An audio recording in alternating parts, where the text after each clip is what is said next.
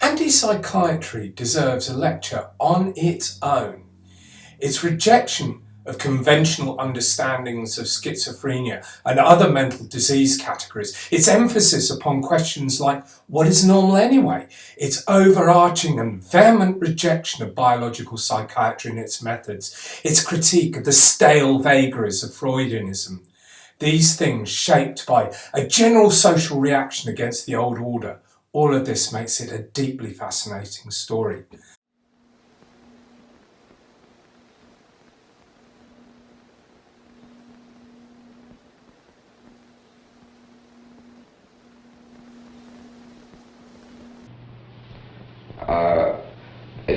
If you're interviewing a patient in a mental hospital ward, then you have a key in your pocket to get out, and the patient hasn't.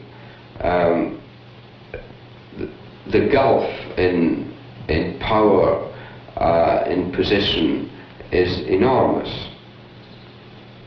In the late 50s and early 60s, a number of us who were working as psychiatrists in mental hospitals became increasingly dissatisfied with the setting of the mental hospital as a place to work.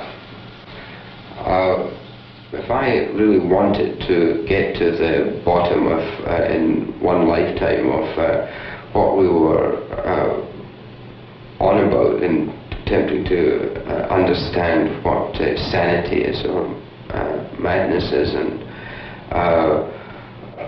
who is sane, and if anyone, and who is crazy, if anyone, and what that distinction is,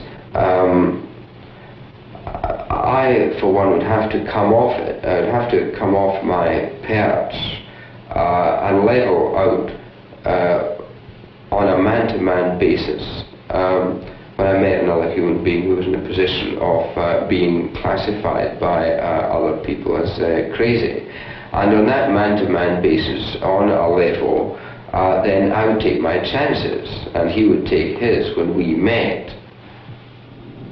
Since 1965, several of us in London were able to set up places where, if we were psychiatrists, we could live if we want, and if we were patients, we could also live. And anyone who lived and who is living now in these places would get no encouragement for playing the part of a psychiatrist or playing the part of a patient.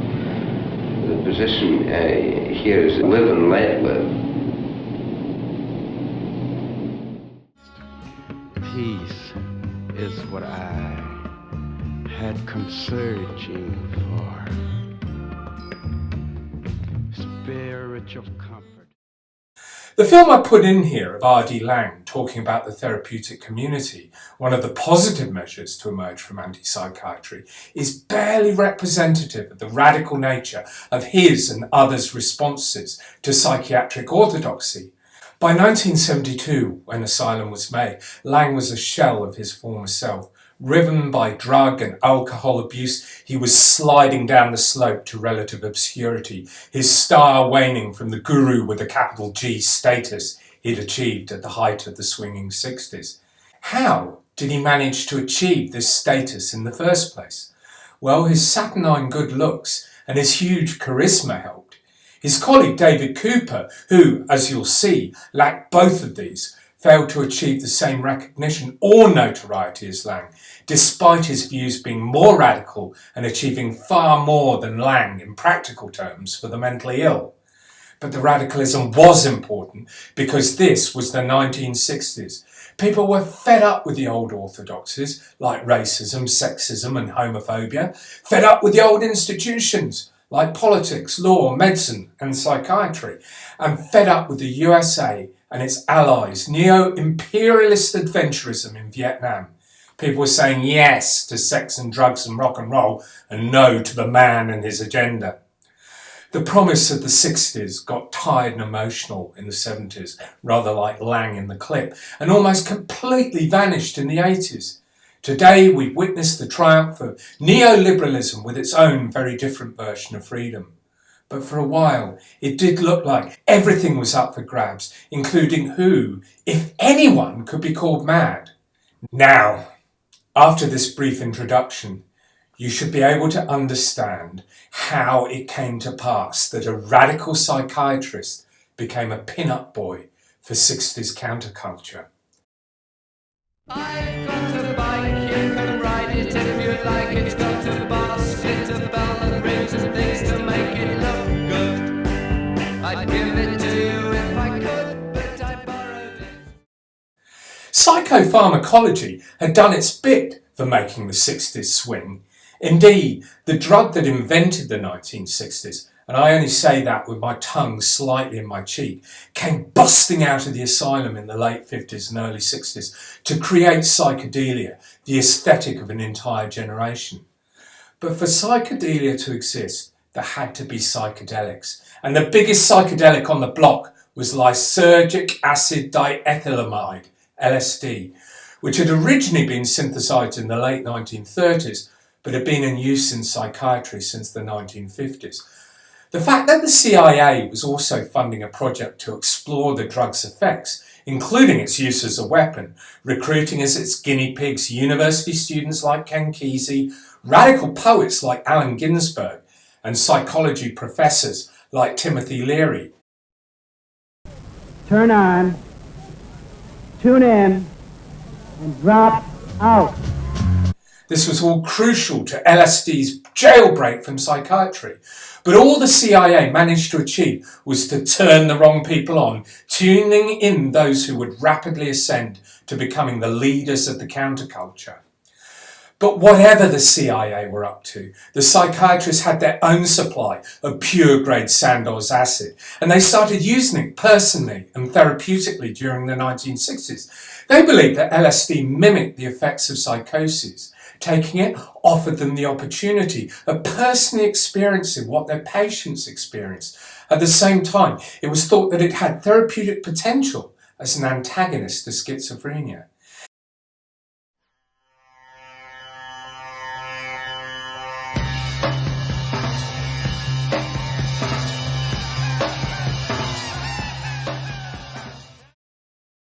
Lang crystallizes all of these elements. His is the biography of a middle-class Glasgow boy who took a medical degree at Glasgow Uni, followed by conscription into national service. But the birthplace of R.D. Lang, anti-psychiatrist, was really Gart Naval Hospital. There, he witnessed all that asylum practice could do, the lobotomies, the routine use of ECT, and the introduction of drugs like chlorpromazine.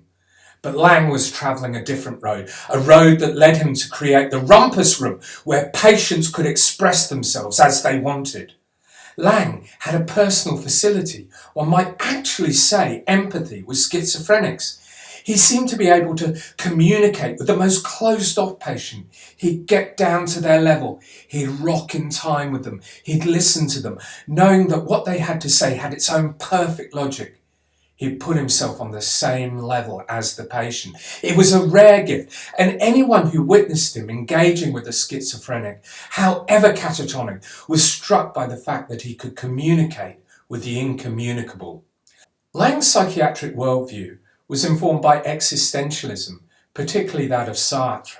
His engagement with schizophrenics was founded upon a belief he shared with other anti-psychiatrists that schizophrenia was not a biological sickness. In fact, that it wasn't a disease at all. Rather, it was a form of alienation, the schizoid person divided from the world and from him or herself. Describing this in phenomenological, existential terms, schizophrenia could be the product of the difficulties of being in the world and relating to others in the world, the I-you or I-thou relationship. It could also be interpreted as a sane response to the crazy nature of the world. Therapy looked to break down the barriers between the patient and the psychiatrist. Lang and his colleagues maintained that psychiatric language added another layer of alienation for the schizophrenic. Indeed, schizophrenia should be converted into a quest which the schizophrenic undertook to re-find oneself, and the best place to do this was in a therapeutic community. Now we get a flavour of Lang the man and Lang the psychiatrist in Zone of the Interior, Clancy Siegel's comic fictionalised memoir. The Marxist writer Siegel, here Sid, had come to Britain from the USA and was staying with the later-to-be Nobel Prize-winning author Doris Lessing, almost certainly Coral in the book. Siegel had had long-standing psychological problems, including some form of nervous breakdown. He was disillusioned with the whole of psychiatry. Coral Lessing advises him to see Willie Last, a pun, a hyperbolic version of Lang. At the first consultation, Sid Siegel is given Last Lang's life story. He remains silent. Then, for the first time in almost 50 minutes, I spoke up. What I asked was existential psychiatry. He took a long, thoughtful puff on his cigar, talking to a bloke and listening to what he says. And in Last's case, and Lang's too, using acid to shape the therapeutic journey. But the therapeutic community was the best place for the journey through schizophrenia. In this, the real-life Lang was influenced by and colluded with David Cooper. Cooper was the man who coined the term anti-psychiatry, as well as a whole load of other antis, including the anti-university. Here he is, talking about the anti-movement, giving us a pretty good idea what it was all about. Getting into the anti-university is mostly a question of finding out where it is. Down a narrow street in Shoreditch, your best point of reference is the little pub next door. Behind this unspectacular entrance is a movement which rather ambitiously hopes to change the pattern of university education. What they offer are new-style courses in contemporary arts, politics and psychology. Inside, it's all a bit chaotic. Perhaps surprising that some of the 40 courses offered don't appear at traditional universities, things like Black Power, Counterculture and Revolution. But other lecturers are less provocative, one just claiming that he'll talk to anyone who'll talk to him. A psychologist in the movement, Dr. David Cooper, believes it'll spread Dr. much Cooper, further. what precisely does the being anti involve? signify? The anti signifies a basic change in the rules of the game, whatever game one's playing, whether this is in the context of a hospital, a certain art form, academic situation, but a basic qualitative radical change in the rules of the game, whereby the basic aim is to break down all false compartmentalizations, in other words, boxes that people get into. So we're concerned to break down academic boxes in terms of the total nature of the bureaucratic academic institution, false discipline compartmentalizations, and this extends to many other areas. The box of the bourgeois family, for instance. This has to be broken down so that children can relate to people outside the family much more freely than they do, so their parents can relate to other people outside the family box also. In fact, what we're aiming at is the breaking open or explosion of all boxes. Cooper was also the principal organiser of the 1967 radical happening at the Roundhouse, the Dialectics of Liberation, and can be seen in this clip awkwardly introducing Lang, looking so cool he might have just walked off the stage having played a gig with the Velvet Underground. Allen Ginsberg too, the Black Power leader Stokely Carmichael and the digger Emmett Grogan. Grogan apparently later gave a speech at the conference entirely lifted from Hitler, fooling the audience in the process. All right, I'd like to introduce tonight's speakers to you. On my left, Ronald Lane, well-known psychoanalyst and writer. On my right, Stokely Carmichael, leader of Black Power, ex-chairman of SNCC. Next, Stokely is Allen Ginsberg, poet, who will open the meeting. On the extreme right is Emmett Grogan, from a free autonomous group in San Francisco called the Diggers.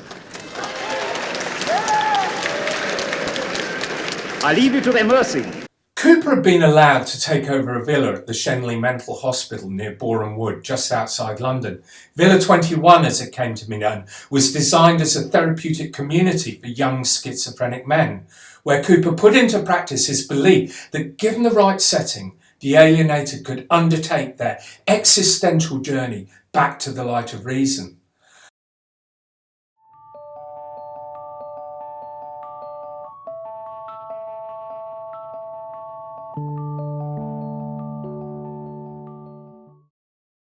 On the back of Cooper's success, he, Lang, and a number of others formed the Philadelphia Association to create therapeutic communities for exactly these purposes. Kingsley Hall in the East End of London was opened in 1965 as the first of these, where psychiatrists and patients would live alongside each other. The patients, if patients they could be called, were pretty much allowed to do their own thing, to take their own paths through madness, as Mary Barnes strikingly did. Known as the Queen of Kingsley Hall, she co-opted the basement of the building and constructed her works of art out of her own feces. The work looked spectacular, but smelled pretty bad.